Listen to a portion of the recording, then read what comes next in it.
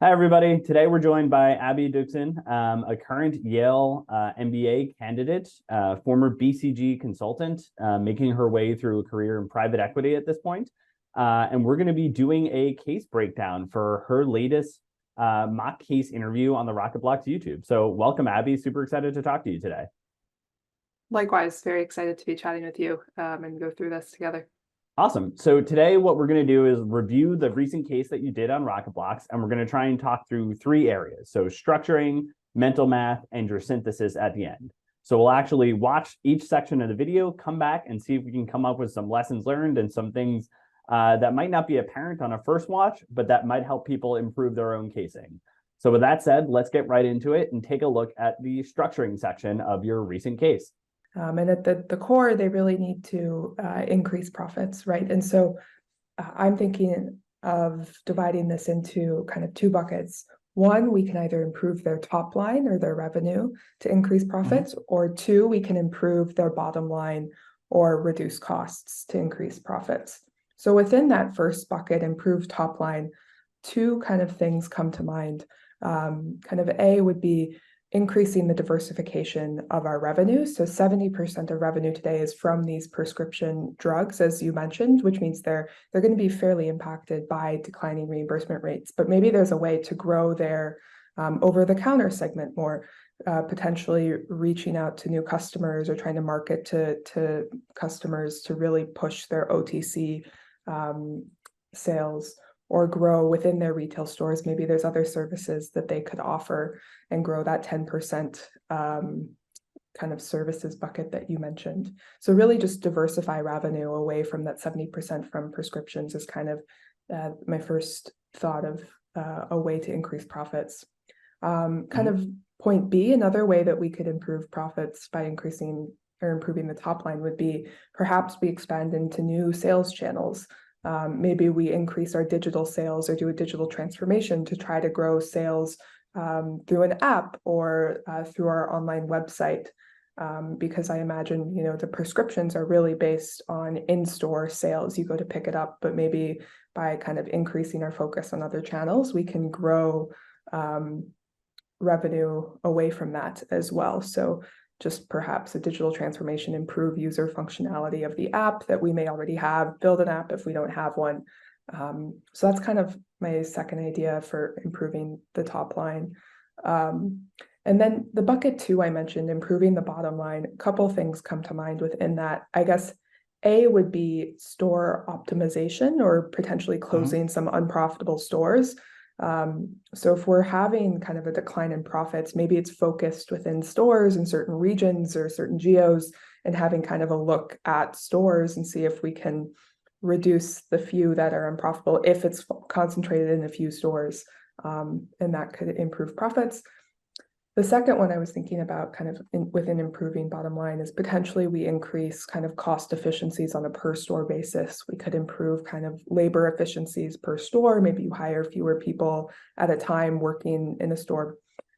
Maybe you have supply chain or sourcing efficiencies where you could kind of bulk source your goods for all stores within a region and potentially save on some costs for those retail items. So there's maybe some things that you could do on a kind of a per store cost or profitability basis. But overall, those are kind of the buckets I was thinking about in terms of how to view or further analyze this profitability problem. Okay, and we're back. So Abby, first of all, I thought that was a really strong framework that you did on that case. I think what I liked about it was you took something that feels perhaps maybe somewhat straightforward, like a profitability case where it's like, okay, we're going to look at revenue and cost, but you were able to make it creative and nuanced and applicable to the specific case. So I'm wondering if you can say a bit more about that and what you're thinking when you get a case, and how are you making a framework your own versus just using, say, like an off-the-shelf framework that might feel obvious for a specific case. Yeah, definitely. So I think when I first get a case question, there's typically a couple things that I do. I think one of the first things I do is I try to identify a real life analog or proxy for the company. So retail pharmacy chain, I try to think Walgreens, CVS, Duane Reade, et cetera. So I just get the mental image in my head of okay, what's this business? What are going to be their issues, et cetera? Because it just makes doing the actual framework more real, and it makes it easier to create examples that are specific to the company. So you can imagine like, okay, they're going to have checkout cashiers, they're going to do this. It just makes it easier to make the framework more specific when you're thinking about, okay, I'm making a framework for a Walgreens or a CVS, et cetera. So that's the first thing that I do. The second thing that I do is you want to make sure your framework isn't just off the shelf, but there are typically types of questions that are fairly similar. And this is a profitability one, but there's always typically a twist, and it's profitability, but you know what the issue is. So it's not going to be your standard, help me identify the profit problem. It's more, how can we solve it? So it's a combination of this profit problem and this creativity problem of what are some ideas you have to drive revenue, which is kind of a common case question that you can get typically at the end of the case. So then I thought, okay, I basically need to combine these mini frameworks, profit and this more creative question, and how can I make a framework that kind of aligns with both.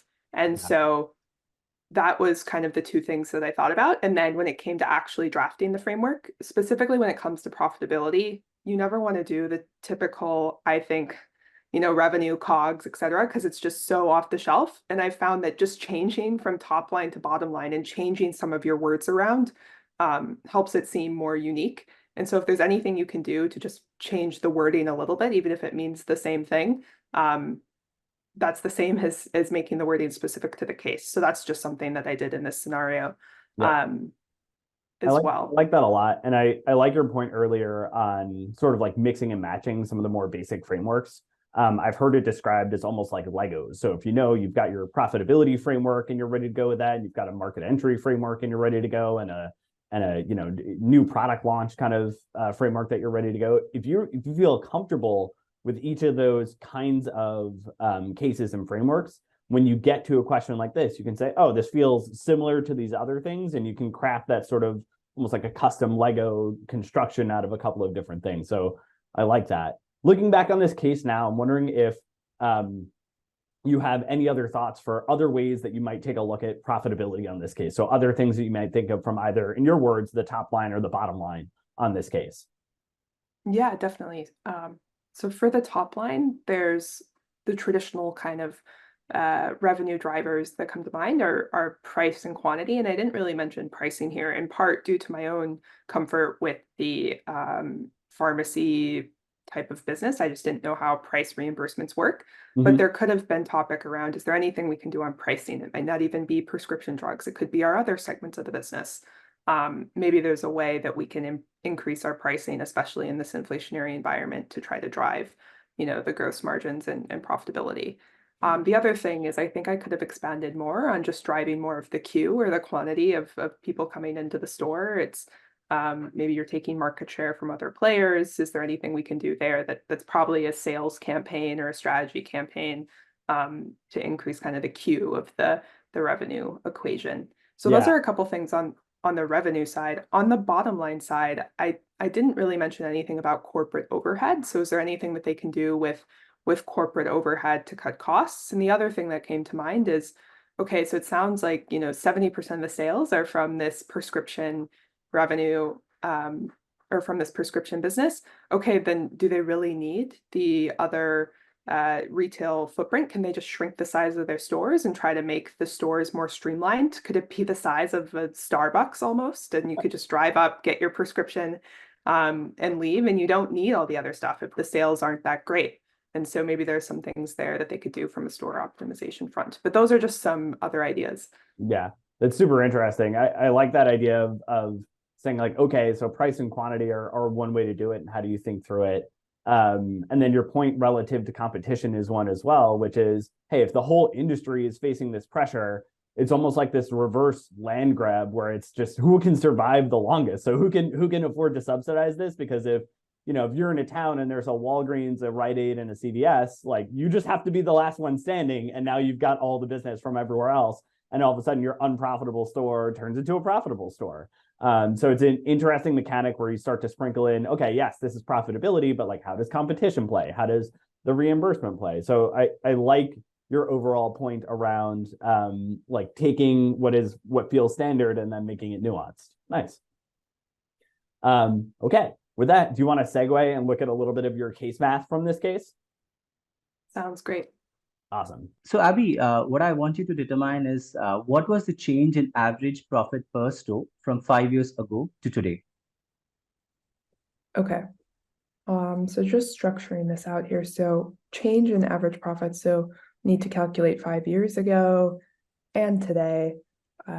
So starting with the 5 years ago, we had about 116 million in profit divided by 212 stores. I'm going to simplify and round and say that's about 120 million in profit divided by 210 stores, which is equal to, if I narrow that down, about 6 divided by 10.5, or just shy of around 60%. So if I apply that to our original, we just have a multiplier here, that should get you to just shy of 600K profit per store. So I'm going to say about 550K of profit per store 5 years ago. Yeah, that's right. Yeah. Okay. And then if I look at today, we have negative 143 million of total profit divided by 190 stores. So I'm going to round and say we have, negative 140 million in profit divided by 190 stores, which is equal to about 14 divided by 19, or that's about, probably just shy of, or just above 75%, 14 divided by 19. So if I apply that to kind of our original profit estimate for the beginning digits, that's about negative 750K profit per store. So if I'm looking at this, profits per store have declined about 1.3 million per store. All right, Abby. So we're back. That was really impressive. For me, it's always fun to watch people in a position like yourself do some of that case math. I think I'm just a little bit of a nerd, but it's almost like watching a professional sports team where you're like, wow, these people are really good at this particular skill. I think if you're not as practiced with case math and you're just starting out in your journey and you're watching something like that, it can feel really intimidating to say, how can I get to that level of math? How do I do that live with the pressure of an interview happening? So I'm wondering if maybe you can talk us through how you think about something like case math, and how do you get to the point where you're chugging through calculations like that live in an interview?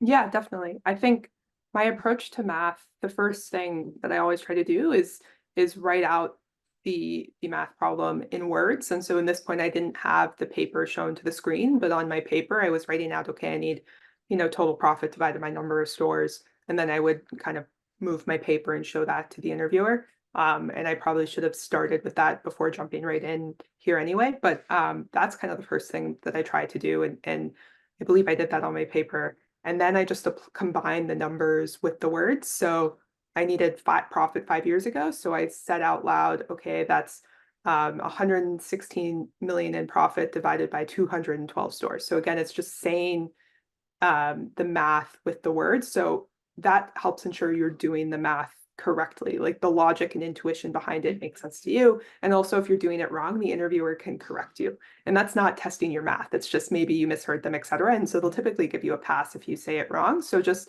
saying that out loud ensures you're solving the right problem. So that's kind of the first thing. And then for the actual math bit, the solving, one thing I did before I started all my case prep stuff, or during the case prep stuff, was I just went back to kind of my basic fractions of, okay, do I know what 6 divided by 7 is? Do I know what 12 divided by 3 is? And just kind of memorized, like, what is 1/6, what is 1/7, what is 1/8, etc. And then I tried to always solve my math problems in fractions. So I think looking at this video, I had my numbers. I think it was like 116 divided by 212. I round it to 120 divided by 21.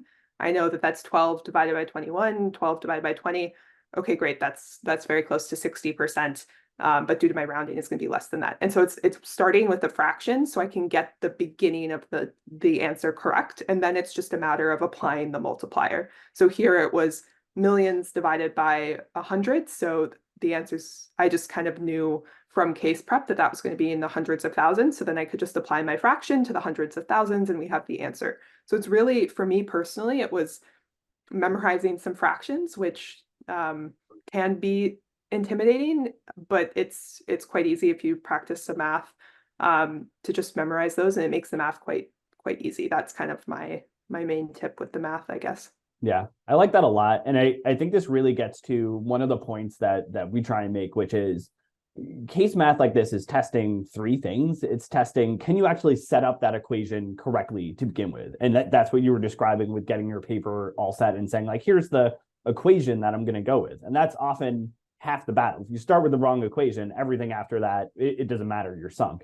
And then the final bit of that is like, can you approximate what it actually is going to be? Like, can you come up with a, like, okay, give or take, here's what the answer is. And that's what you were just describing doing with your fractions.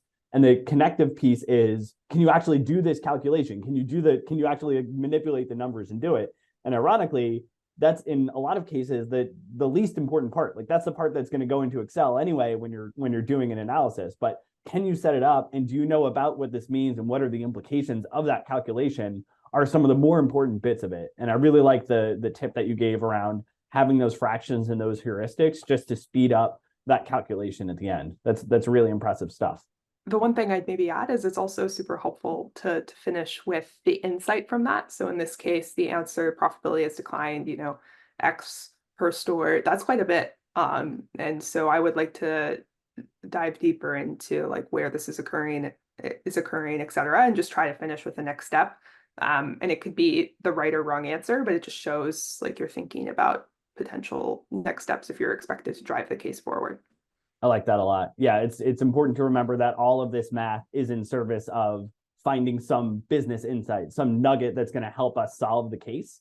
And so completing and coming up for air after 4 minutes of calculation, it's important to not just say, okay, and the answer is 17. You just say the answer is 17, and therefore we should invest in the company, or the answer is 17, and therefore we need to close stores, or the answer is 17, and whatever the implication is. But if you do all the calculations and then don't connect it to your central case, it's a wash. I like that point a lot.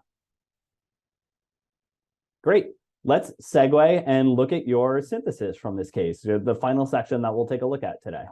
Yeah, definitely. So if I was talking to the client, I would say, you all have experienced this decline in profitability and asked us to help you with that, exploring options to improve profitability. We explored a few options, both in terms of improving the top line, such as diversifying revenue, and we also looked at, some bottom line improvement options, such as store closures or increasing profits per stores.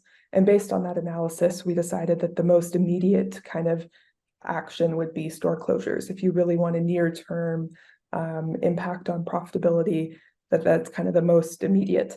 And so we did a little bit of deep dive into the profits per store, and we found that the decline in profit, or the negative profit, was concentrated kind of within market E.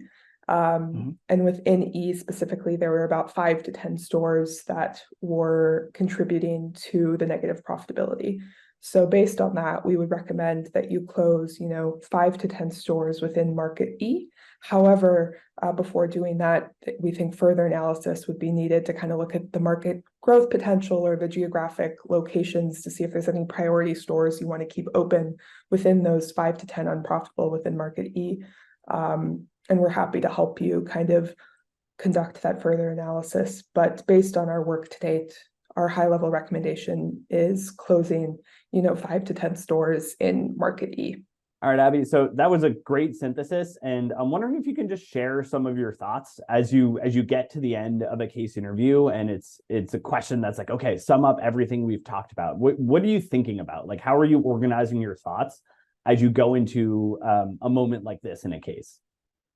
Yeah, definitely. So the case conclusion kind of had a framework for how I did the conclusion, which was connect back to the original question, say your answer, say 2 to 3 things that you did for that answer, and then you restate the conclusion and add a next step with that as well. So it shows, again, even in the conclusion, you're driving the case forward. And so here, kind of followed that framework. One went back to the initial framework question. This was the question you asked. This was our answer. Said, we looked at a couple things, like we looked at profitability per store, et cetera. For the 2 things you looked at, those are actually very easy to get. It's just the charts that you looked at. So if you have to say 2 to 3 things we did to get at this answer, just think of what were the charts or the diagrams that I looked at, and that's your analysis, right? So you didn't have time to go do a full analysis on your own. The analysis is proxied by the charts that they show you. So just state what the 2 charts were. That's what you looked at. That's the work you did. And then you just restate your answer and come up with a next step that's hopefully connected to something in the case.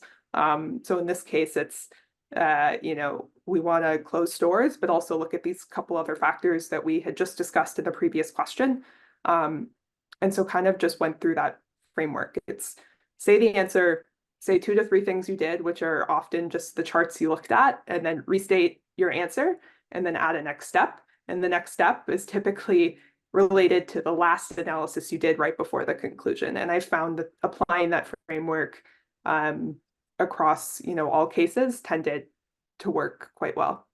I like that a lot. And I like the idea of even if you want to change that or riff on it live, you've at least got some foundation to fall back on. And one of the things I really appreciated about that, and something that I see that separates sort of really good case interviews from those that are maybe struggle a little bit, is that you were thinking of like, how are we going forward? What is the action that we're trying to do?